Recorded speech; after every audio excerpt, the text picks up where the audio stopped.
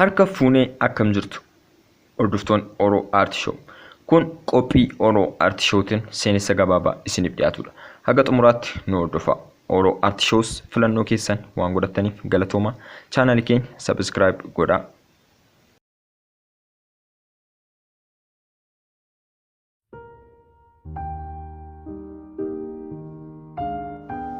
Sylvester Stallone jedhama. Maqaa dabalataa Rainbow jedhamuunis ni beekama. Hojjeta industirii fiilmii fiixee gaara milkaa'inaatti ol ba'anii achirraa calaqqisan keessaa isa tokkodha. Eessaa ka'ee eessa akka ga'e seenaa jireenya isaa yeroo ilaalu galma ofii galmaan gaachuuf kutannoon hammam barbaachisaa akka ta'e haalaan irraa baranna. Maatii akka malee hiyyeeyyii irraa dhalate. Hiyyummaa irraa kan ka'e haati isaa karra galma mana barumsaa irratti isa deesse. Buufata fayyaa seenee deeggarsa ogeessota fayyaa da'uuf harmeen isaa carraa hin arganne. Yeroo isheen deesse naannoo ishee kan turan barattoota qofa turani. Haala sanaan dhalachuu isaa irraa kan ka'e fuula isaa irra dhukkuba narbii kan hin fayyamnetu ture. Fuulli isaa inni gama mirgaa baay'ee miidhamee hojiin ala ta'e ture. Sun immoo akka inni qajeelchee hin dubbanne akka giinga'u isa taasise.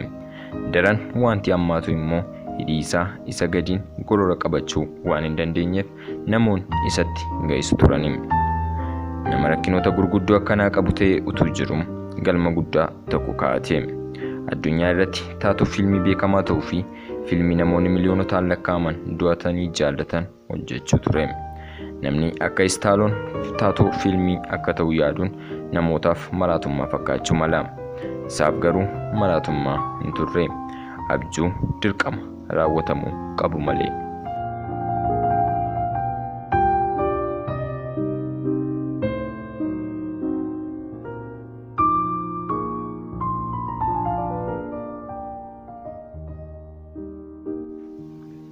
Abjuu isaa guddaa kana qabatee tarkaanfii isaa jalqabaas fudhate. Mana barumsaa fiilmii seenee galmaa'uudhaan taatummaa fiilmii barate.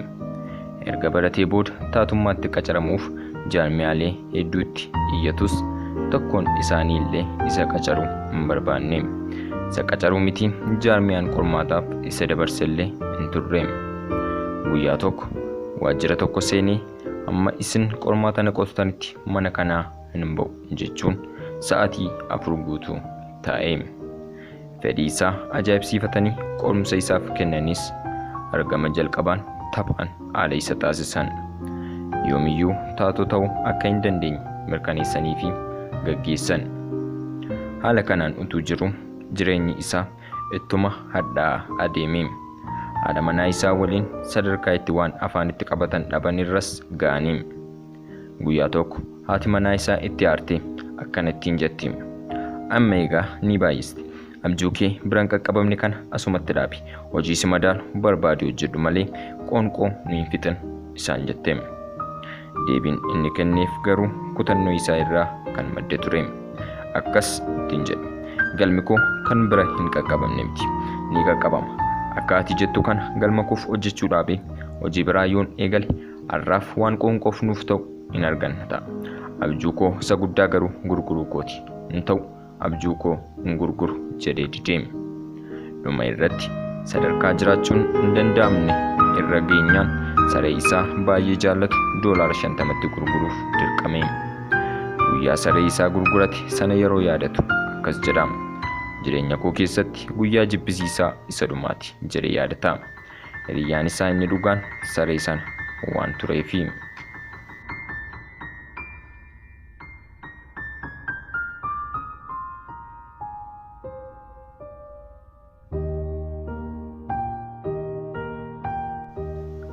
Haala rakkisaa akkanaa keessa utuu jiru guyyaa tokko gara wal dorgommii buunyaa yookaan booksii deemuun dorgomtoota ilaale. Shaampiyoonaa madaala ulfaatinaa addunyaa kan ture Muhammad Ali Killeetu nama Chick Wipner jedhamu dorgomuuf dirree seene. Muhammad Ali Killee nama dandeettii addaa buunyaa qabu waan tureef namni agasmar isa dorgomu jira jedhamee hin yaadamu. Wiipner garuu nama salphaas hin turre. Haala nama ajaa'ibsiisuun dorgommii sana utuu hin moomin haga marsaa 15ffaatti deeme. Sun seenaa addaa ture. Stallone taa'ee yommuu waan kana ilaalu barumsa guddaa tokko irraa barate. Kutannoon jiraannaan galma hin gaam akka hin jirres irraa hubate. Waan arge kanaan kaka'umsa guddaa kan argate Stallone gara mana isaatti deebi'ee waraqaa fi kobbee qabatee gadi taa'e. Osoo walirraa hin kutin sa'aatii 84 guutuu taa'ee barreessuun barreeffama fiilmii isaa kan Rocky jedhamu xumure. Hojiin kun jireenya isaa guutummaan guutuutti jijjiiruu akka danda'u waan beekuuf baay'ees itti gammade.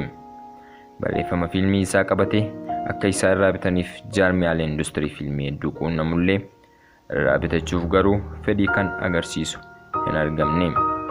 Dhuma irratti jaarmiyaan tokko barreeffamicha ilaalee $75,000 irraa bituuf murteeffate.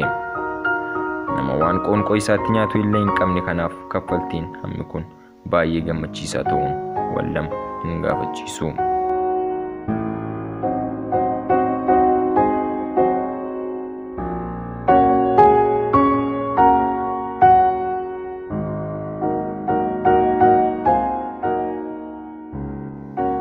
Barreeffama sana isaan itti gurguruuf itti waliif galus haal-duree hin jijjiiramne tokko garuu isaaniif kenne. Fiilmicha keessatti taatoo adda duree ta'e hojjechuu sun jaarmichaaf oduu gaddaa ture. Namichi yommuu ilaalamu raawwatee nama taatoo ta'uu ni fakkaatu. Jarris yaada isaa ciminaan morman. Inni garuu yoo taatoo ta'e hojjechuudhaa baate sanuu taatoo adda duree fiilmicha yookaan barreeffamicha akka isaanitti hin gurgurre itti hime. Jarris ni gaddanii. Gatii barreeffamichaa ol kaasuudhaan $200,025 akka isaaf kaffalan itti himanii. Taatoon ta'a yaada jedhu garuu akka dhiisu gaafatan. Ammas ni dide. Jarris utuu abdiin kutan barreeffama isaaf $1,000,000 akka kaffalanii fi maallaqa amma kana fudhatee garuu gaaffii taatummaa isaa akka dhaabu gaafatanii. Haala baay'ee nama ajaa'ibuun $1,000,000 isaaf dhiyaate sanas ni dide. Maaliif? Silumayyuu barreessaa ta'uu otoo hin taane galmi isaa taatoo beekamaa ta'u ture. Dhuma irratti hojjettoonni jaarmichaa walga'iidhaan waan tokko murteessanii. Stallone taatoo adda duree ta'e fiilmicha akka hojjetu, fiilmichi immoo baajata gadi aanaa $1,000,000 gadiin akka hojjetamu, barreeffama isaa fi hojii taatummaa isaaf walumaa galatti Stalloneef $35,000 qofti akka kaffalamu itti waliif galanii namichatti himanii. Innis gammachuudhaan fudhatee abjuu isaa isa guddaa lakkoofsa dijii 7tti gurguruu kan dide Stallone eeyyama taatummaa akkuma argate gammadee $35,000 qofa fudhatee gammachuudhaan adeeme.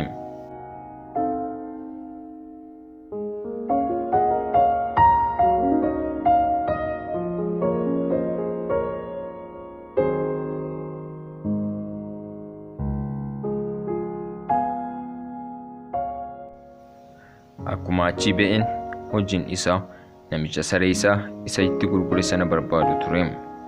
Barbaacha dheeraa booda namichas ni argate. Baay'ee gammadee $100,000 dachaa ittiin gurgure kenneefi saree isaa akka isaaf deebisuu gaafate. Namichi garuu toles hin jenne. Battalumatti garee gatii sarichaa $500 taasiseefi.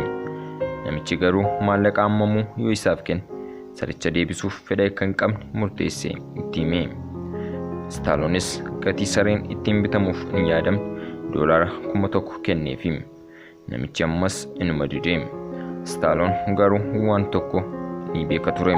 Kutannoon jiraannaan wanti hin danda'amne akka hin jirre. Dhuma irratti $15,000 guutuu namichaaf kaffalee saree isaa jaallatus fudhatee galee.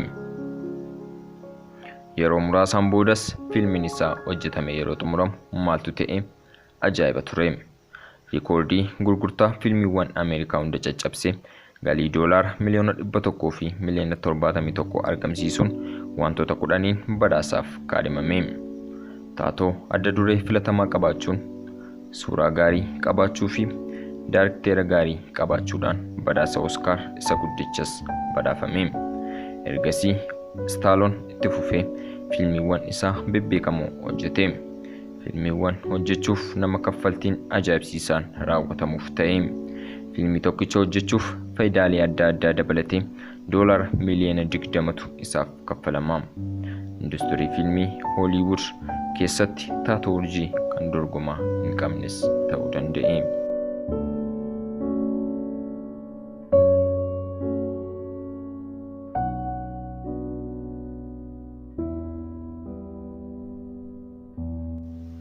Egaan kabajamtoota hordoftoota keenya, seenaa Sylvester Stallone gaggabaabsine isiniif dhiyeessine kana irraa waa guddaa akka barattan ni abdanna. Kaayyoo fi galmaan ga'uudhaaf kutannoon jiraannaan galmaan ga'ame akka hin jirre akka hubattan abdii guddaa qabna. Egaan seenessa keenya gabaabsine kan har'aaf isiniif dhiyeessine asuma irratti goolabna. Seenessaan keessan ana Guutaa Taayyeetii, maddi odeeffannoo keenya kitaaba Eebbisaa Baayisaa Beetuu Abjuukoo Ingurguruu jedhu irraa ture. Chaanaalii YouTube keenya Oro Art Show subscribe gochuudhaan akkasuma nu hordofaa isiniin jenna. Waan hordoftaniif galatooma.